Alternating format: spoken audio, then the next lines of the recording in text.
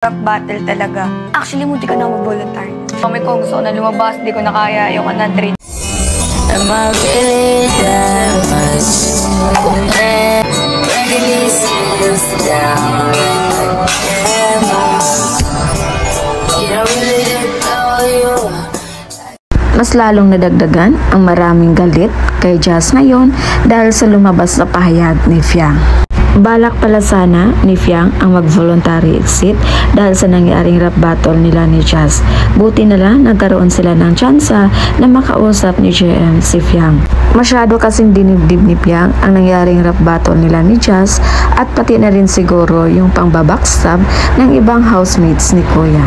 Kaya pala talaga gumawa ng paraan si JM na makausap si Fiang dahil alam pala siguro nito or naramdaman pala siguro nito na hindi okay si Fiang at baka mag-voluntary exit ito.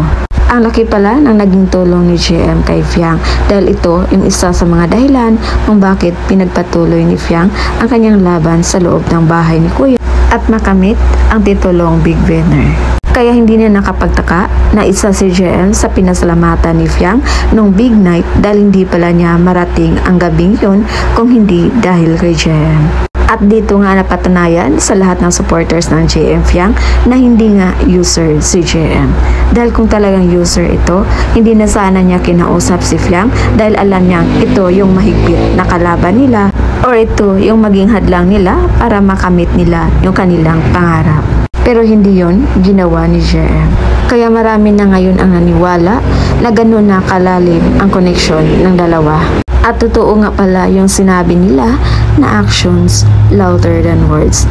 Dahil during sa kanilang Christmas special ng ABS-CBN, laging nakabantay si JM kay Fiang. At ang bilis ng kamay ni JM na umakbay kay Fiang nung mapansin niyang parang may gustong kumausap na lalaki ni Fiang at yun ay si Ruby Jaworski. Talagang inakbayan niya agad ito para walang makalapit kay Fiang. At patay mali siya pa itong humarap kay Fiang para makita kung sino ang lalaking yun. Kaya kung hindi man daw magawang aminin ang JM Fiang kung ano yung totoong status nila, pakikita na sa kanilang mga kilos kung gaano ka-special sa kanila ang isa't isa.